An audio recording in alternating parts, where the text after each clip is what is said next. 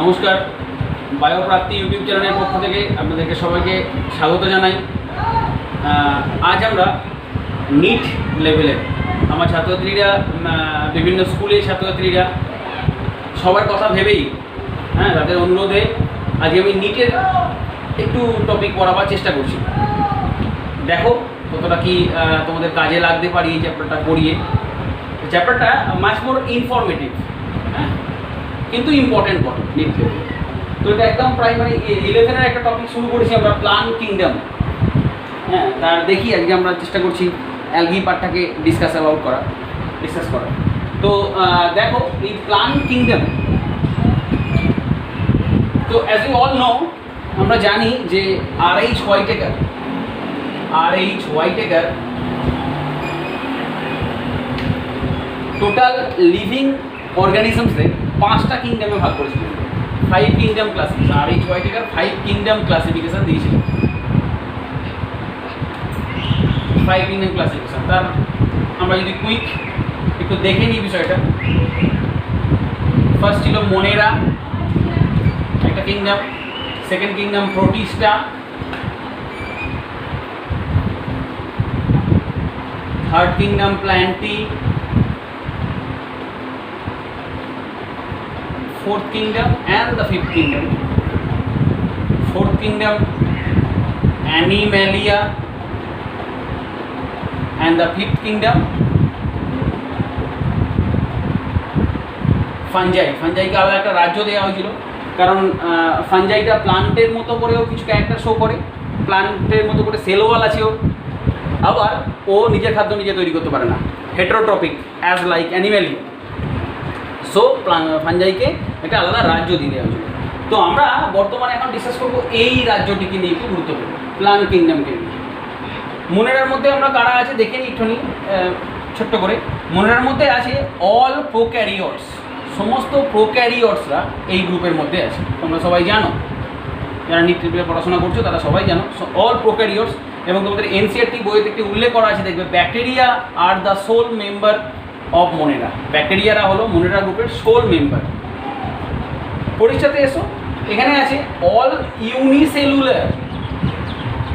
Unicellular eukaryotes. যদিও তোমরা সবাই জানো যে একেবারে 5 কিংডম আসেনি, প্রথমে 2 কিংডম, 3 কিংডম, এইভাবে আস্তে আস্তে 4 কিংডম, দেন 5 কিংডম এসেছে। সমস্ত কন্ট্রোভার্সিস দূর করে 5 কিংডম ক্লাসিফিকেশন এসেছে। সেখানে ইউনিসেলুলার এককোষী ইউক্যারিওটসদের, এটা প্রোক্যারিওটদের রাজ্য ছিল, এককোষী ইউক্যারিওটদের রাজ্য হিসাবে গণ্য করা হলো কাকে? প্রোটিস্টাকে। ওকে, নেক্সট হলো এখানে বিভিন্ন রকম এক্সাম্পল পাবে, লাইক ইউগ্লিনা। প্লান গ্রুপের মধ্যে, প্লান কিংডমের মধ্যে আমরা কাকে ফেলেছি? তাহলে বাকি যে কিংডমগুলো রয়ে গেল, প্রোক্যারিওটস হয়ে গেল, ইউনিসেলুলার ইউক্যারিওটস হয়ে গেল, বাকি 3টে রাজ্য তাহলে কারা? অল আর মাল্টিসেলুলার। তার মধ্যে প্লান্ট গ্রুপ, তার মধ্যে অ্যানিম্যাল গ্রুপ এবং তার মধ্যে ফাঞ্জাই। ওকে, তো now we discuss about the plant group. আমরা বুঝে দিই, আমাদের যে মূল পড়াশোনা সেটাতে আমরা ফিরে আসি। আমরা আসি প্লান কিংডম। দেখো আমরা এখানে নোট করেছি প্লান কিংডম। তো প্লান কিংডমকে একটু ক্লাসিফাই করি। প্লান কিংডমকে প্রধানত 2টো ভাগে ভাগ করা হয়। As you all know, cryptogams and phanerogams, অর্থাৎ দোজ আর নন ফ্লাওয়ারিং, যাদের ফুল হয় না, আর এদের কিন্তু ফুল হয়, ফ্লাওয়ারিং। তো ক্রিপ্টোগ্যামসের মধ্যে অপুষ্পক গোষ্ঠীর মধ্যে, এদিকে বাংলায় বলা হয়, সেই অপুষ্পক গোষ্ঠীর মধ্যে আমরা আবার কিছু রেঞ্জ পাবো। দেখো 3 রকমের আমরা উদ্ভিদ গোষ্ঠী পাবো। একদল হচ্ছে থ্যালোফাইটস, আমরা পাবো ব্রায়োফাইটস। খুব সুন্দর মিল করে পড়তে হবে একটুখানি, এটা ইনফরমেটিভ, তাই একটু টেকনিক্যালি পড়াশোনা করতে হবে, তাহলে ইজিলি কভার করতে পারবে। দেখো আমি কিছু বলবো, তোমাদের প্ল্যান দেবো। আর pteridophytes, okay. Thallophytes means the plant body thalloid, that is not divided into root, stem and leaves। কোনো রকম রুট, স্টেম এবং লিভসে ভাগ নেই, দেহটা so simple, thalloid like structure. Then ব্রায়োফাইটে এসো, this are also thallus like, but there is a root like structure, rhizoids present. একটু complexity আসছে না? তাহলে যত সিম্পল থেকে কমপ্লেক্সের দিকে যাচ্ছি তত কী হচ্ছে, অ্যাডভান্সনেস দেখাচ্ছি। আমরা বেশ কিছু তোমাদের পদ্ধতি যদি দেখাই আমরা দেখতে পাবে, দেখাচ্ছি আমরা, আসছি। ব্রায়োফাইটস এসো, টেইনোফাইটস এসো আবার দেখো, সেখানে আমরা true root stem and leaves পাচ্ছি, যদিও আমরা যে স্টেমটা পাই সেটা রাইজোমেটাস প্রকৃতি। এরপর যখন ফেনেরোগ্যামসে যাব তখন তার যে দুটো গোষ্ঠী আছে আমরা পাবো, তার দুটো গোষ্ঠীতে বোথ আর ফ্লাওয়ারিং প্ল্যান্টস আমরা লিখেছি। তার মধ্যে পাবো জিমনোস্পার্ম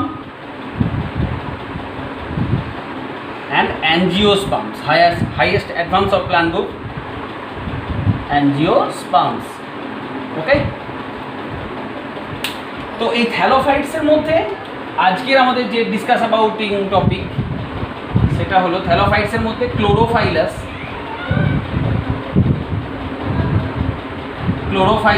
অ্যালগি।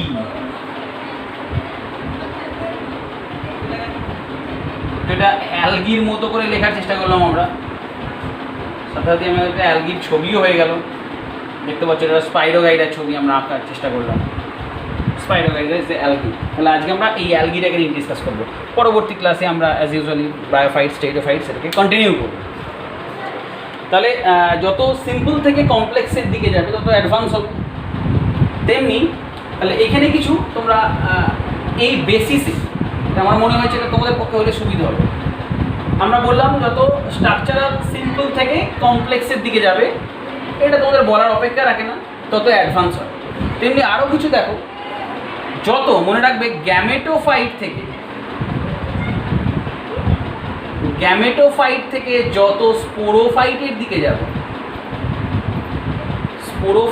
যাবে, অর্থাৎ মেন প্ল্যান্ট বডি গ্যামেটোফাইটিক থেকে যত main plant body sporophytic, spore প্রডিউসিংয়ের দিকে যাবে। গ্যামেটোফাইটিক মানে কি, ফাইট কত উদ্ভিদ বা plant, those plant which producing gametes, this is called gametophyte, and those plants which producing spore, that is called sporophyte. যত তাহলে গ্যামেটোফাইট থেকে স্পোরোফাইটের দিকে যাবে তত অ্যাডভান্সনেস দেখাবে। দেখো থ্যালোফাইটার মধ্যে যারা যে প্ল্যান্ট গ্রুপ অ্যালগি আমরা এখন পড়তে চলেছি সেটা হলো ট্রুলি মেন প্ল্যান্ট বডি এর গ্যামেটোফাইটিক। মেন প্ল্যান্ট বডি এটা গ্যামেটোফাইটিক, একটা ট্রিক্স দেখাই তোমাদের, দেখো গ্যামেটোফাইটিক। আচ্ছা ব্রায়োফাইটে এসো, ব্রায়োফাইট যখন তোমরা পড়বে, আমরা অ্যালগি ডিটেলসে আসছি, আস্তে আস্তে আসছি। দেখো এরও মেন প্ল্যান্ট বডি গ্যামেটোফাইটিক, মিলিয়ে যাও।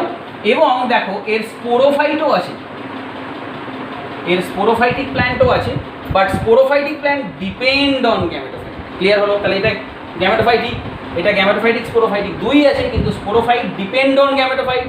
ঠিক বলছি? এখানে এসো, এখানে দেখো ফার্স্ট তুমি পাচ্ছ স্পোরোফাইট, এর main plant body sporophyte, also gametophyte are there, also gametophytic plant body আছে, but gametophytic plant body depend on sporophyte. ঠিক উল্টোটা, এক্ষেত্রে আমরা পেলাম গ্যামেটোফাইটিকটা main, sporophytic depend on gametophyte. এর ক্ষেত্রে পেলাম sporophytic main, gametophytic depend on sporophyte. আবার যত জিমনোস্পার্ম এনজিওস্পার্ম যাবো, এরা হলো ট্রুলি স্পোরোফাইটিক প্ল্যান্ট গ্রুপ, যদিও sporophytic plant group starting from here pteridophytes. Okay, তাহলে দেখো যত গ্যামেটোফাইট থেকে স্পোরোফাইটের দিকে যাচ্ছি, বললাম না একটু কী পাবো, উন্নত পাবো, একটা টেকনিক দেখালাম। নেক্সট দেখো একটা খুব টেকনিক ভালো লাগবে তোমাদের শুনে, যত আমরা অ্যাকোয়াটিক অর্থাৎ জলজ থেকে যত টেরিস্ট্রিয়াল দিকে যাব তত অ্যাডভান্সনেস। স্যার কীভাবে একটু দেখিয়ে দিন। দেখো অ্যালগি ক্যারেক্টারও আস্তে আস্তে হচ্ছে। দেখো অ্যালগির ক্ষেত্রে আমরা জানি প্রায় 90% স্পিসিস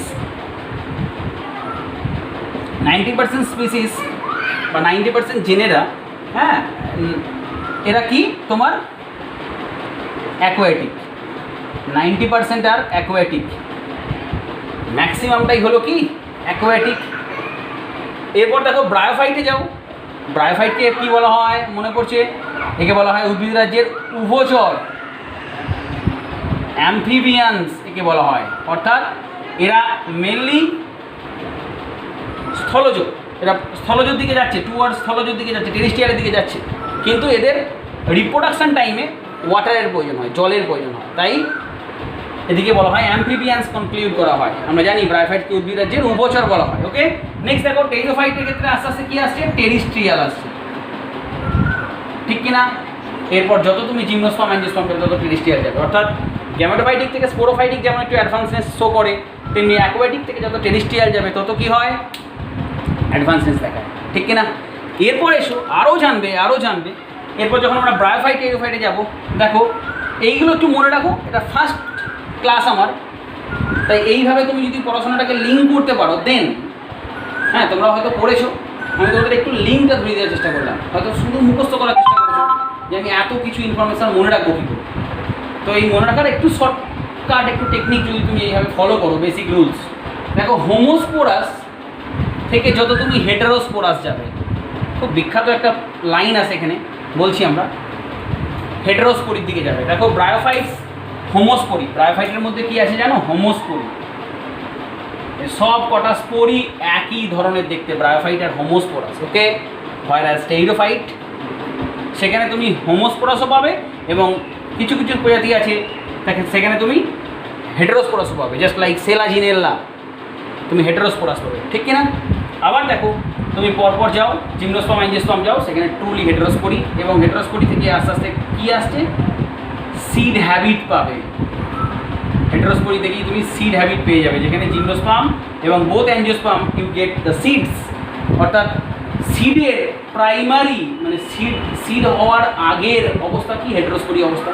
হেটারোস্পোরি সিড হ্যাবিটকে কনক্লুড করে। ওকে, তাহলে হোমোস্পোরাস থেকে যত হেটারোস্পোরাস এবং আস্তে আস্তে সিড হ্যাবিট যাবে তত কমপ্লেক্স হবে। তাহলে এই মোটামুটি কিছু বেসিক ফান্ডা আছে যার উপর ভিত্তি করে তুমি ক্লাসিফিকেশান বা প্ল্যান কিংডমটাকে সাজাতে পারো, অ্যাটলিস্ট স্কেচ করতে পারো, ঠিক না?